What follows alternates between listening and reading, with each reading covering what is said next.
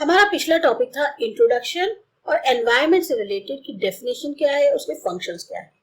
अब हम बात करते हैं अपने अगले टॉपिक की, state of India's environment. India has abundant natural resources in terms of rich quality of soil, hundreds of rivers and tributaries, lush green forests, plenty of mineral deposits beneath the land surface, vast stretch of the Indian Ocean, ranges of mountains, etc. India के पास अथाह भंडार है जो प्राकृतिक तौर पर संसाधन उपलब्ध हैं, चाहे हम उसे बहुत ही हाई क्वालिटी की मिट्टी कहें, सैकड़ों की तादाद में नदियां हैं, उनकी धाराएं हैं, हरे भरे जंगल हैं, बहुत सारे मिनरल डिपॉजिट्स जो लैंड सरफेस के नीचे हैं, बहुत बड़ा इंडियन महासागर है और पहाड़ों की रेंज है। The black soil of the Deccan Plateau is particularly suitable for the cultivation of cotton, leading to the concentration of textile industries in this region. जो ब्लैक मिट्टी होती है, ब्लैक सॉइल जो डेक्कन प्लेट्यू की है, ये बहुत ज्यादा सूटेबल है कॉटन की खेती के लिए। इसी वजह से इस एरिया में बहुत ज्यादा टेक्सटाइल इंडस्ट्रीज हैं। The Indo-Gangetic plains spread from the Arabian Sea to the Bay of Bengal are one of the most fertile, intensively cultivated and densely populated regions in the world. जो Indo Gangetic plains हैं, Arabian सी से बे of Bengal तक, ये सबसे ज्यादा fertile यानी उपजाऊ हैं। यहाँ बहुत ज्यादा खेती बाड़ी होती है और सबसे ज्यादा डेंसली पॉपुलेटेड इलाके हैं दुनिया के। India's forest, though unevenly distributed, provide a green cover for the majority of its population and natural cover for its wildlife. हमारे यहाँ के जो जंगल हैं, कहने को वो सब जगह एक जैसे नहीं है, लेकिन इतने जंगल हैं, इतना हरियाली है कि ज्यादातर पॉपुलेशन को जो है ऐसा नहीं है कि हमारे सिर पे कोई पेड़ नहीं है या हमारे को पेड़ों की छाया नहीं मिल पाती, इतने कम पेड़ नहीं है। साथ ही साथ जो हमारी वाइल्ड लाइफ है उसको भी एक इतना हैबिटेट मिलता है कि वो जंगलों में आसानी से रह पाए। Large deposits of iron ore, coal and natural gas are found in the country. इसके अलावा आयरन और कोल और नेचुरल गैस के डिपॉजिट्स भी बहुत सारे हैं हमारी कंट्री के अंदर। India alone accounts for nearly 20% of the world's total iron ore reserves. जो पूरी दुनिया के मिला के टोटल आयरन ओर रिजर्व्स हैं, उसमें 20% इंडिया के पास है। Bauxite, copper, chromate, diamonds, gold, lead, lignite, manganese, zinc, uranium are also available in different parts of the country. ये सब भी जो हैं अलग अलग हिस्सों में कंट्री के मौजूद है। However, the developmental activities in India have resulted in pressure on its finite natural resources, besides creating impact on human health and well-being. जो विकास की गतिविधियां हो रही हैं भारत में, उसकी वजह से नतीजा क्या हो रहा है कि ये जो खत्म होने वाले नेचुरल रिसोर्सेज हैं, उनके ऊपर दबाव पड़ रहा है। साथ ही साथ इसका असर ह्यूमन हेल्थ और वेलबींग पे भी पड़ रहा है। The threat to India's environment poses a dichotomy. Threat of poverty-induced environment degradation and at the same time threat of pollution from effluents and a rapidly growing industrial sector. जो India का environment है उसके ऊपर भी एक तरह से खतरा सा मंडरा रहा है। एक खतरा गरीबी का, जिसमें environment का जो degradation है वो भी शामिल है, साथ ही साथ pollution का खतरा जो बहुत तेजी से बढ़ते हुए इंडस्ट्रियल सेक्टर की वजह से हो रहा है। Air pollution, water contamination, soil erosion, deforestation and wildlife extinction are some of the most pressing environmental concerns of India. कुछ ऐसे मुद्दे हैं environment से related जो इंडिया पे काफी ज्यादा दबाव डाल रहे हैं, जिसमें वायु प्रदूषण हो गया, गंदा पानी हो गया, आपका मिट्टी का उखड़ना है, जंगलों का कटना है, या जो जंगली जानवर हैं इनकी प्रजातियों का लुप्त होना है। ये सब ऐसे प्रॉब्लम्स हैं जो इंडिया को फेस करने पड़ रहे हैं। The priority issues identified are land degradation. अब जो मुख्य मुद्दे हैं वो कौन कौन से हैं? एक तो जमीनी स्तर का गिरना, बायोडाइवर्सिटी का लॉस होना, air pollution with special reference to vehicular pollution in urban cities. गांव शहरों में जो ट्रैफिक होता है, जो गाड़ियों से पॉल्यूशन होता है, वो कारण बन रहा है मेन एयर पॉल्यूशन का। मैनेजमेंट ऑफ फ्रेश वाटर का मैनेजमेंट करना, सॉलिड वेस्ट मैनेजमेंट, जो सॉलिड वेस्ट होता है उसके मैनेजमेंट का, ये सब जो है मेन मुद्दे हैं जो इस टाइम पे पहचान में आए। Land in India suffers from varying degrees and types of degradation stemming mainly from unstable use and inappropriate management practices. जो हमारे इंडिया की जमीन है वो काफी हद तक अलग अलग स्तर पे उसको जो है उसमें गिरावट आ रही है। किस वजह से?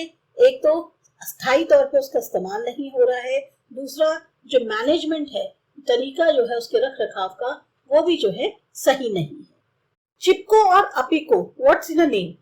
You may be aware of the Chipko movement which aimed at protecting forest in the Himalayas.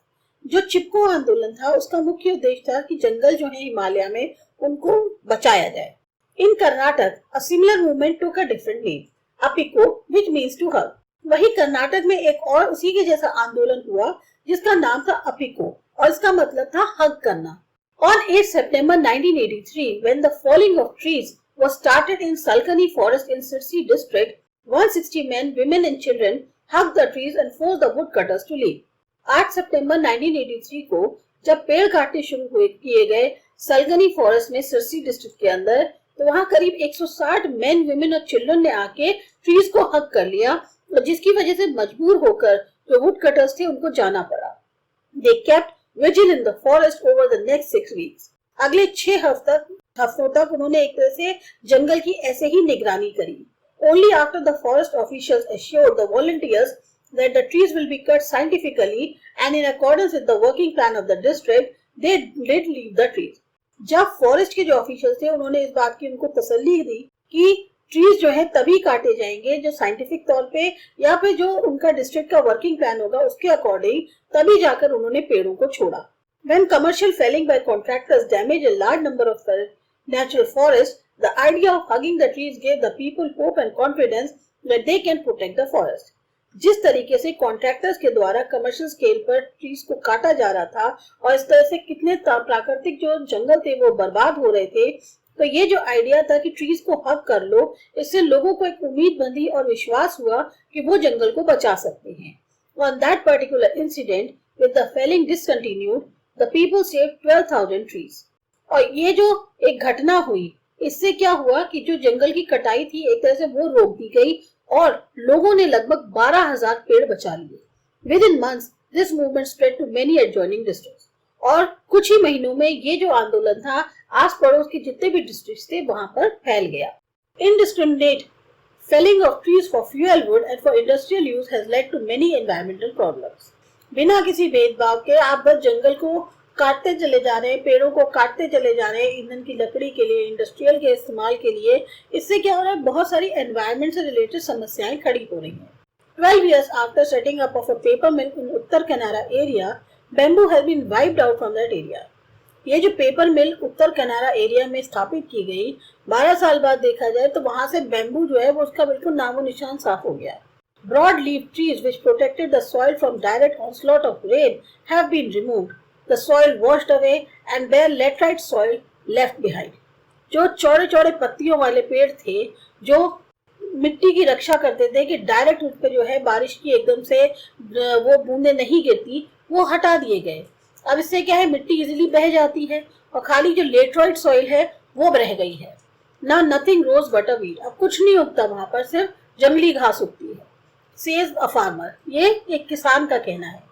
Farmer also complains that rivers and rivulets dry up quicker and that rainfall is becoming erratic. किसानों की ये भी शिकायत है कि जो नदियां हैं या जो पानी से रिलेटेड आउटलेट्स है वो बहुत जल्दी सूख ले आते हैं और बारिश भी जो है ऐसा नहीं है कि वो लगातार हो रही है या हर टाइम पर हो रही है। Disease and insects earlier unknown are now attacking the crops. वो बीमारियां या वो जो कीड़े मकोड़े पहले पता भी नहीं थे अब वो भी फसल पे हमला करते हैं। Apico volunteers want the contractors and the forest officials to follow certain rules and restrictions. जो Apico के volunteers थे वो चाहते थे कि कॉन्ट्रैक्टर्स हो या फॉरेस्ट ऑफिशियल्स हो वो कुछ कायदे कानून जो है उनको पालन करें। For instance, local people should be consulted when trees are marked for felling and trees within 100 meters of water resources on a slope of 30 degree or above should not be felled. अब जैसे local लोग जो हैं उन्होंने कहा कि अगर आपको पेड़ काटना है तो पहले आपको जो है काटने से पहले गांव वालों से, जो वहां के लोकल गांव वाले हैं, उनसे सलाह लेनी होगी। तो ट्री को मार्क करने से पहले किसको काटना है, यानी कि वो ट्री जो 100 मीटर के एरिया के अंदर आते हैं वाटर सोर्स के पास, उनको नहीं काटना है, या जिनको जो ट्री 30 डिग्री की ढलान पर हैं वो नहीं गिराने हैं। Do you know that the government allocates forest land to industries to use forest materials as industry raw material. आपको पता है गवर्नमेंट जो है वो भी जंगल की जमीन जो है इंडस्ट्रीज वालों को देती है ताकि वो वहाँ के जो फॉरेस्ट मटेरियल्स हैं उनको इंडस्ट्रियल रॉ मटेरियल के तौर पर इस्तेमाल कर सकें। Even if a paper mill employs 10,000 workers and a plywood factory employs 800 people, but if they deprive the daily needs of 1 million people, is it acceptable? अब कहने को एक पेपर मिल में 10,000 वर्कर्स काम करते हैं या एक प्लाईवुड फैक्ट्री में 800 लोग काम करते हैं, तो इसका मतलब क्या हुआ कि जो जोर की जरूरत की चीजें हैं लाखों लोगों की, कि उनको उनसे वंचित कर दें, ये एक्सेप्टेबल रहेगा? आप क्या सोचते हैं? Some of the factors responsible for land degradation are, अब जो जमीनी स्तर में गिरावट आ रही है उसके कौन कौन से फैक्टर्स जिम्मेदार हैं? Loss of vegetation occurring due to deforestation, अब जंगल खाली कर दिए जा रहे हैं तो जो वेजिटेशन है उसमें जो वेजिटेशन उगती है उसमें नुकसान हो रहा है। Unsustainable fuel wood and fodder extraction, जो ईंधन की लकड़ी है उसका इस्तेमाल हो रहा है बहुत ज्यादा, या जो चारा है उसके लिए बहुत ज्यादा इस्तेमाल किया जा रहा है। शिफ्टिंग कल्टीवेशन हो रही है। एनक्रोचमेंट इनटू फॉरेस्ट लैंड्स, आप जंगल की जो जमीन है उसके अंदर आप आते जा रहे हैं हैबिटेट्स बनाने के लिए, अपने लिए मकान बना रहे हैं, इंडस्ट्रियल जगह खाली करते जा रहे हैं। Forest fires and over grazing, बहुत ज्यादा जानवरों द्वारा चरना घास को, या जो जंगल में आग लग जाती है, ये सब कारण है लैंड डिग्रेडेशन के। Non adoption of adequate soil conservation measures, बहुत सही तरीके के जो सॉइल कंजर्वेशन के स्टेप्स होते हैं वो ना उठाना, उनको ना अपनाना। इम्प्रॉपर क्रॉप रोटेशन, गलत तरीके से क्रॉप रोटेशन करना। Indiscriminate use of agrochemicals such as fertilisers and pesticides, pesticide और फर्टिलाइजर का बहुत ज्यादा इस्तेमाल करना। Improper planning and management of irrigation system, जो इरिगेशन सिस्टम है उनका ना तो सही तरीके से प्लानिंग और मैनेजमेंट करके इस्तेमाल करना। Extraction of ground water in excess two of the recharge capacity, जो ग्राउंड वाटर है उसके पानी को एक्सट्रैक्ट करना खूब ज्यादा मात्रा में। Open access resource and poverty of the agriculture dependent people, जो रिसोर्सेज हैं उन तक पहुंच आपकी अब बिल्कुल ऐसे है कि आप कहीं पर भी कोई भी रिसोर्सेज का इस्तेमाल कर रहे हैं। साथ ही साथ जो गरीबी है, एग्रीकल्चर पे जो लोग डिपेंड कर रहे हैं उनका बढ़ते जाना, ये सब फैक्टर्स हैं जो जमीन की जो डिग्रेडेशन है उसके लिए रिस्पॉन्सिबल है। India supports approximately 16% of the world's human and 20% of the livestock population on more 2.5% of world's geographical area. India जो है लगभग 16% जो टोटल दुनिया में ह्यूमन है, या 20% जो टोटल लाइफ स्टॉक पॉपुलेशन है, जानवरों की पॉपुलेशन है, जो कि 2.5% है पूरे वर्ल्ड के ज्योग्राफिकल एरिया में, उसको सपोर्ट करती है। The high density of population and livestock and the competing uses of land for forestry, agriculture, pastures, human settlements and industries exert an enormous pressure on India's country's finite land resources. जितनी तेजी से population बढ़ रही है, जितना ज्यादा हमारे पास life stock है और जिस तरीके से इस्तेमाल किया जा रहा है लैंड का फॉरेस्ट्री के लिए, एग्रीकल्चर के लिए, पैस्चर के लिए, ह्यूमन सेटलमेंट के लिए, एग्रीकल्चर के लिए, इतना ज्यादा दबाव पड़ रहा है कि इंडिया के जो लैंड रिसोर्सेज जो सीमित मात्रा में अवेलेबल हैं उनके ऊपर बहुत ज्यादा दबाव पड़ रहा है। The per capita forest land in the country is only 0.08 hectare against the requirement of 0.47 hectare to meet basic needs, resulting in an excess felling of about 15 million cubic meter forest over the permissible limit.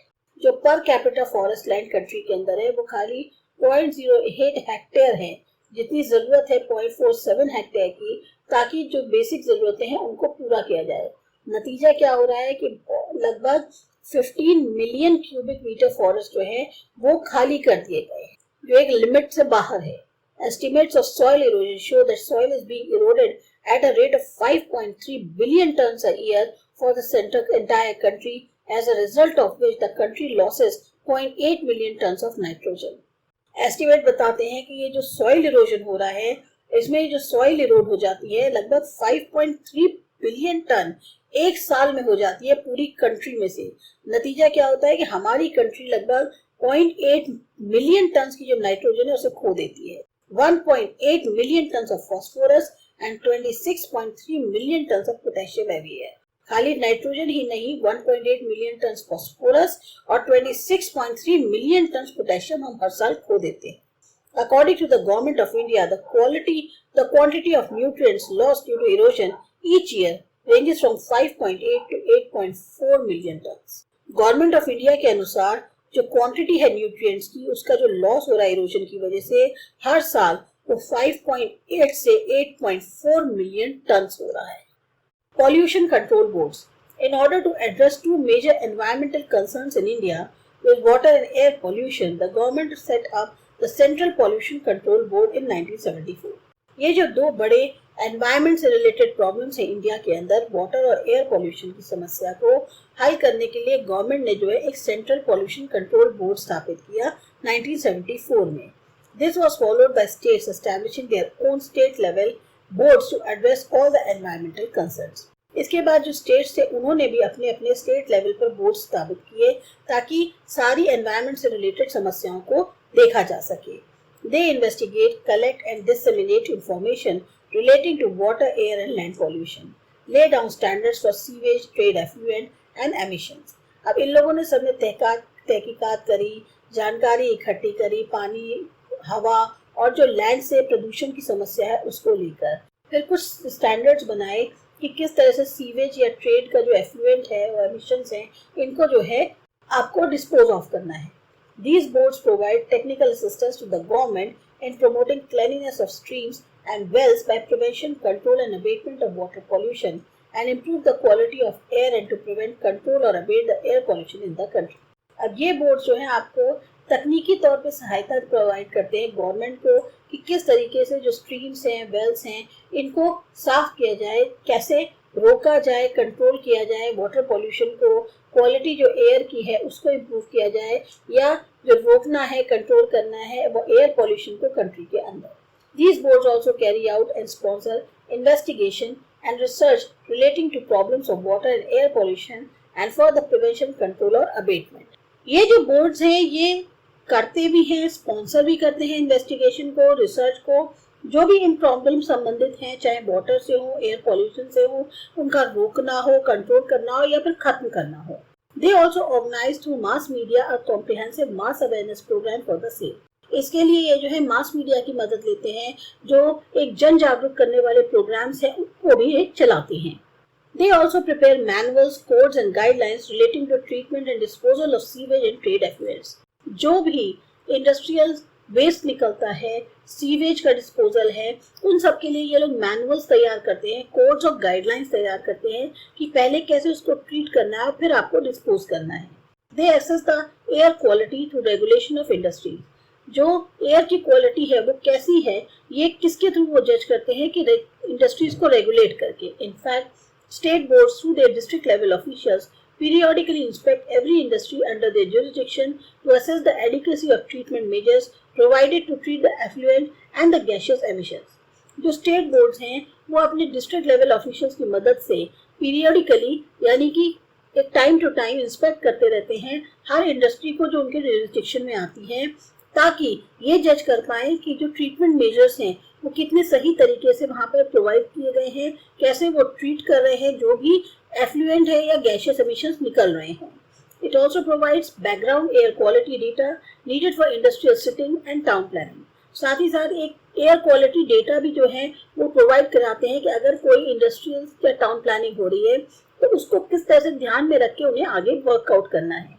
The Pollution Control Board collect, collate and disseminate technical and statistical data relating to water pollution. इसी तरह से जो pollution control board है वो भी सारी information इकट्ठी करता है, टेक्निकल और स्टैटिस्टिकल डाटा जो पॉल्यूशन से related.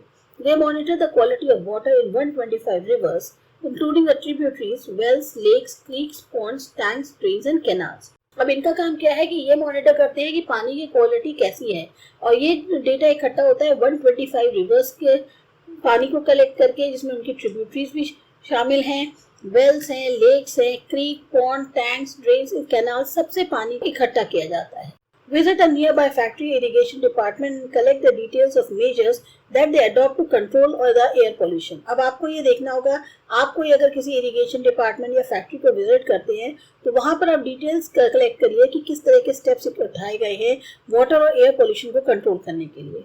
You might be seeing advertisement in newspapers, radio and television or billboards in your locality on awareness programs relating to water and air pollution. बहुत सारे एडवर्टाइजमेंट देखे होंगे आपने न्यूज़पेपर, रेडियो, टेलीविजन में या फिर बिल बोर्ड्स में आपकी लोकेलिटी के अंदर, जिसमें अवेयरनेस प्रोग्राम्स जो होते हैं उनसे जो वाटर और एयर पोल्यूशन से रिलेटेड हैं उनको दिखाया जाता है. Collect a few news clippings, pamphlets and other information and discuss them in the classroom. तो आपको इस तरह की कुछ न्यूज़ क्लिपिंग्स, पैम्पलेट्स और इन्फॉर्मेशन को इकट्ठा करना है और फिर इनको क्लासरूम में डिस्कस करना है. In India, air pollution is widespread in urban areas where vehicles are the major contributors, and in few other areas which have a high concentration of industries and thermal power plants. India में जो air pollution है वो ज्यादातर शहरी इलाकों में है, जहां बहुत ज्यादा जो गाड़ियां हैं उनकी वजह से पॉल्यूशन होता है, या कुछ ऐसे इलाके हैं जहां बहुत ज्यादा इंडस्ट्रीज हैं या थर्मल पावर प्लांट्स हैं. Vehicular emissions are of particular concern since these are the ground level sources and thus have the maximum impact on general population. सबसे ज्यादा जो गाड़ियों से धुआं निकलता है वो जो है खास तौर से चिंता करने वाला है, क्योंकि इससे जो है ज्यादा असर जो पॉपुलेशन होती है उस पर पड़ता है. The number of motor vehicles has increased from about 3 lakh in 1951 to 67 crore in 2003. पहले जो मोटर गाड़ियों की संख्या 3 लाख थी 1951 तक, वो बढ़कर 67 करोड़ हो गई 2003 में. In 2003, personal transport vehicles, two-wheel vehicles and cars only constituted about 80% of the total number of registered vehicles, thus contributing significantly to the total air pollution load. 2003 में जो पर्सनल ट्रांसपोर्ट होता है, यानी कि हमारे इधर टू व्हीलर पे चल रहे हैं, हमारे पास कार्स हैं, ये लगभग 80% हो गई है. टोटल नंबर जो रजिस्टर्ड व्हीकल्स हैं उनमें 80% टू व्हीलर्स और कार्स हैं, और ये काफी ज्यादा एयर पॉल्यूशन को बढ़ा रही हैं. India is one of the 10 most industrialised Nations in the world. India जो है जो दुनिया में 10 ऐसे देश हैं जिनमें सबसे ज्यादा इंडस्ट्रीज पे जोर दिया जाता है, उनमें से एक है. But this status has brought it unwanted and unanticipated consequences such as unplanned urbanization, population, pollution and the risk of incidents. पर ये जो हमें स्टेटस मिला है कि हम दुनिया के 10 इंडस्ट्रियलाइज्ड नेशन में से एक हैं, उससे जो है ऐसी चीजें जो हैं हमें मिल गई हैं जो हम ना तो चाहते थे, ना हमें उसका एक तरह से बहुत ज्यादा जो कहते हैं ना बहुत ज्यादा एक्सपेक्टेड नहीं था कि इसके नतीजे ये हो सकते हैं कि हमें अनप्लान जो है अर्बनाइजेशन मिला है, पॉल्यूशन मिला है, या एक्सीडेंट के रिस्क बढ़ गए हैं. The CPCB, Central Pollution Control Board, has identified 17 categories of industries as significantly polluted. जो सेंट्रल पॉल्यूशन कंट्रोल बोर्ड है उसने जा पाया है 17 ऐसी कैटेगरीज हैं इंडस्ट्रीज की, चाहे बड़ी हो या मीडियम स्केल की, जो सबसे ज्यादा प्रदूषण फैला रही हैं. The above points highlight the challenges to India's environment. तो ये जितने भी पॉइंट्स हैं ये सब इंडिया के जो एनवायरनमेंट है उसके लिए एक तरह से चैलेंज के तौर पे हैं, वो यहाँ पर हाईलाइट किए गए हैं. The various measures adopted by the Ministry of Environment and the central and state pollution control boards may not yield reward unless we consciously adopt a path of sustainable development. बहुत सारे कदम उठा लिए जाएं ministry of environment के द्वारा या central और state pollution control board के द्वारा, तब भी हमें जो है उसका नतीजा नहीं मिलेगा जब तक हम खुद वो रास्ता नहीं अपनाते कि हमें जो है एक सर्टेन लेवल का जो डेवलपमेंट है वो एक मेंटेन करके रखना है. The concern for future generations alone can make development last forever. अगर हम ये सोचें कि जो आने वाली जनरेशन्स हैं उनका क्या होगा अगर आज ये हालात हैं, तभी जो है हम डेवलपमेंट सही तरीके से कर पाएंगे. अगर हम ये सोच के चलें कि हमें आगे की जनरेशन के बारे में भी सोचना है. Development to enhance our current living styles without concern for posterity will deplete resources and degrade environment at a pace that is bound to result in both environmental and economic crisis. अगर आज का जो current living style है उसकी चिंता करेंगे, उसको बढ़ाने की कोशिश करेंगे बिना ये सोचे कि आने वाली जनरेशन का क्या होगा, सोर्सेज जो हैं, संसाधन जो उपलब्ध हैं वो खत्म हो जाएंगे, एनवायरनमेंट का स्तर गिर जाएगा, जिस गति से हम लोग भाग रहे हैं, तो उससे क्या होगा, एनवायरमेंटल और इकोनॉमिक क्राइसिस दोनों ही हमारे लिए सामने एक तरह से प्रॉब्लम के खड़ी हो जाएंगी.